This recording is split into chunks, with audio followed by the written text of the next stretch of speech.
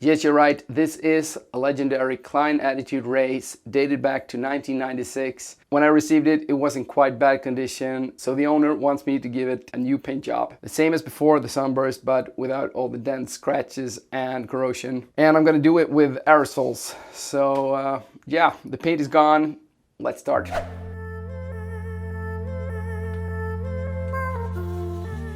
Before I paint, I fill out the dents with liquid metal.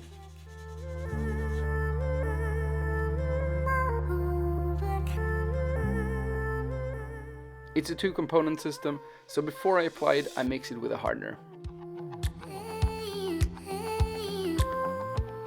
I degrease the area and spread a thick layer over the dents.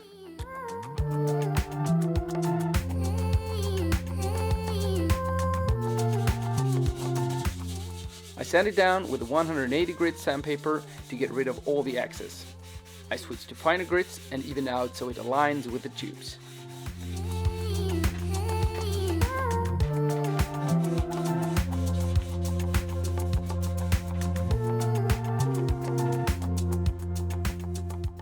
The frame is now perfectly even. I have sanded it with the 400 grit wet sandpaper and it looks amazing. But before I apply the primer, I have one step left, and that is to scuff off the entire frame with a scuff pad soaked in ammonia. The ammonia will remove the thin layer of oxidized aluminum that is on the frame right now, and it will prevent new oxidation.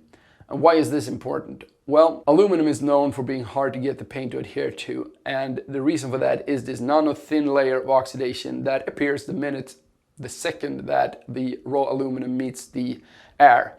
And by removing the oxidized layer, we also remove the adhesion problem. So that's what we're gonna do now. By the way, this is some really strong stuff, so make sure you wear protective glasses, also a respirator, because this is really nasty to breathe in.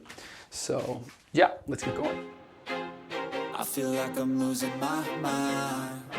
Is everybody in the world blind? Please, Lord, give me a sign, a sign. The frame is masked off and I have just cleaned the whole frame with the White Spirit degreaser, so it's time for the primer. 2K Epoxy. I wanna be the greatest. Everybody on the fake shit. I look around and feel like everybody is the fake. I lay down a light coat, give it a 5-minute flash and then a wet coat. I let it cure for 24 hours and give it a light sanding with the 800 grit sandpaper. Wipe it off and give it another coat. Once it's dry, I sand it again.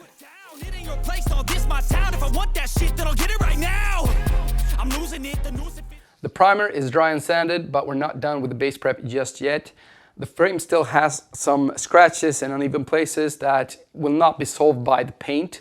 So what I'm going to do is to apply this 2K acrylic filler that will build up a little bit more and fill out these scratches, and that will give me a nice sandable surface that I can get perfectly smooth.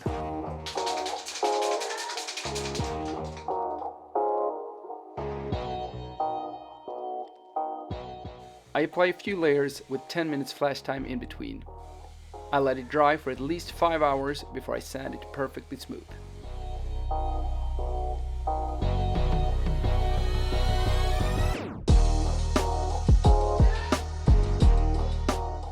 By the way, if you find this video interesting and inspiring, please consider subscribing to the channel, where I continuously post full bike paint videos as well as tips, tricks and smaller projects. And don't forget to give the video a thumbs up. Thank you.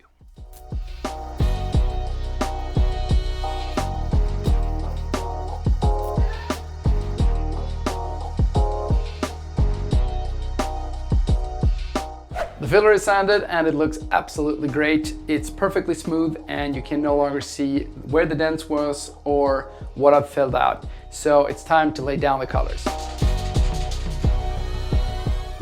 The original Klein paint is neon fluorescent, but there is an issue with that.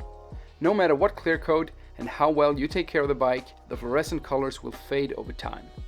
If I would have painted it with a fluorescent paint, I have no idea how long it's gonna last, nor what it will look like once it has faded. So I spoke to the owner of the frame and we agree that I should restore the paint to what it looked like when I got the frame. The first layer of base is straight up white. That's because the next layers will be transparent paint. So if I would have sprayed the transparent paint straight onto the filler, it would have looked a bit patchy as the primer was visible through the filler in several places. Now, I've done a lot of thinking about what paint goes on first. I begin the way I do for two reasons. The first is that the paint I begin with is a two-stage paint, which makes it harder to spray a nice fade on top. So by putting it on first, I will make the fade with the second paint, that is a single stage. The second reason is that the color scheme overlaps in a way that makes it harder not to get overspray with the first paint. So by putting it on first, I hope I can get the color schemes on the right way without getting overspray. I'm actually a bit nervous.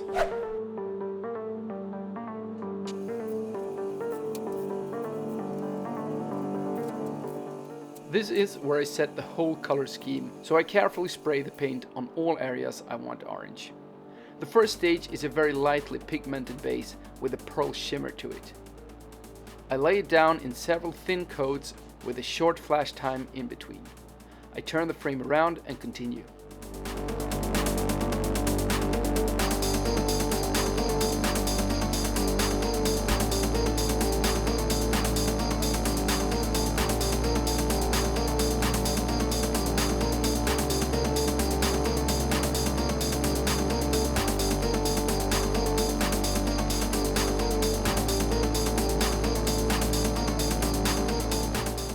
Once the paint is dry, I continue with the second stage, that is the transparent orange paint.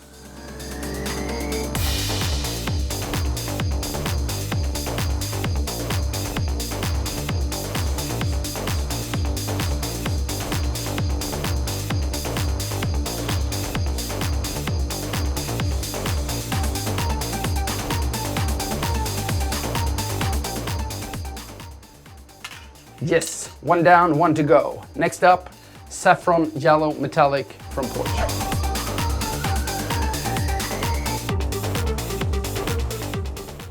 Metallic is tricky since it is transparent. Many layers give a darker and deeper color. So when spraying onto a bike frame, I need to avoid overlapping too much around the tube joints. The paint is also very sensitive to runs, so many thin coats is the best way. I also have to be careful so I don't overlap too much and ruin the color scheme.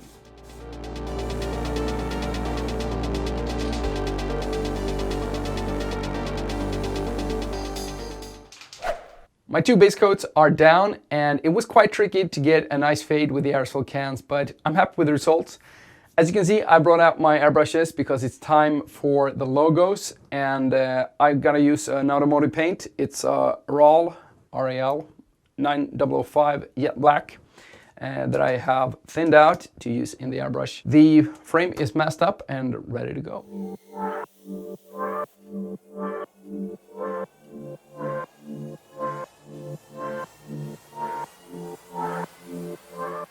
This time I bought the stencils since there were no good logos available online that I could put into my own cutter. I got them from kleinspainted.com in the UK. I have no affiliation with them, I just want to give them kudos for great service. Before I removed the old paint, I measured out where the logo sat, so I placed the stencils accordingly. Once they are in place, I mask up the area around. A good thing about the airbrush is that it doesn't give as much overspray and I don't need to mask off the whole bike.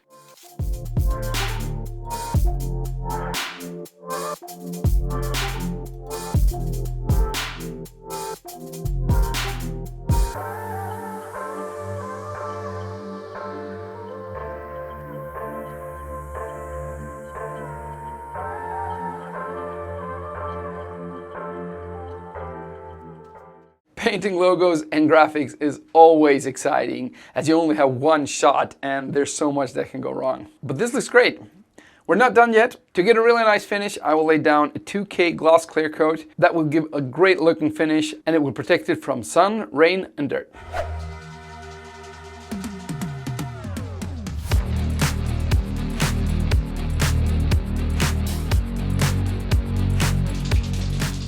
Clear coat is probably the most difficult part of the paint process, as this is the final layer that sets the finish of the whole paint job.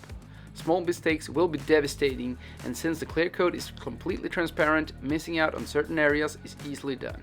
On the other hand, you can't spray the clear coat too thick, as it will cause runs. I lay down the clear coat in two stages. The first, where I lay down a tack coat that I just lightly dust on. I let it flash and then lay down a full wet coat.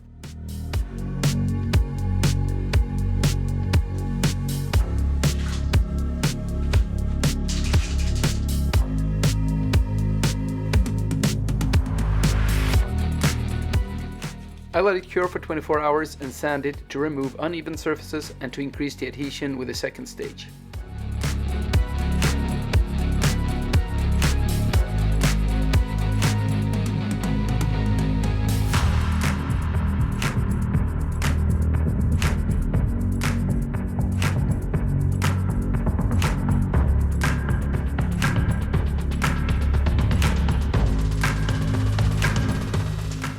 After a good wipe down, I degreased the frame and lay down 2 more wet coats.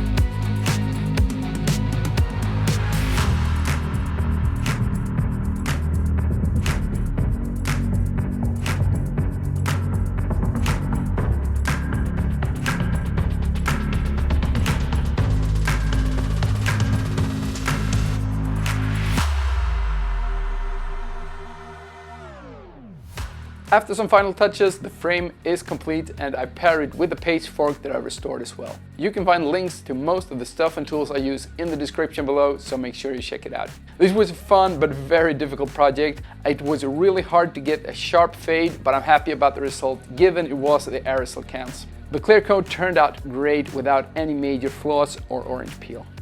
Now, if you're about to paint your first bike, you should definitely check out this video. Thank you for watching. I'll see you in my next DIY bike project. Cheers.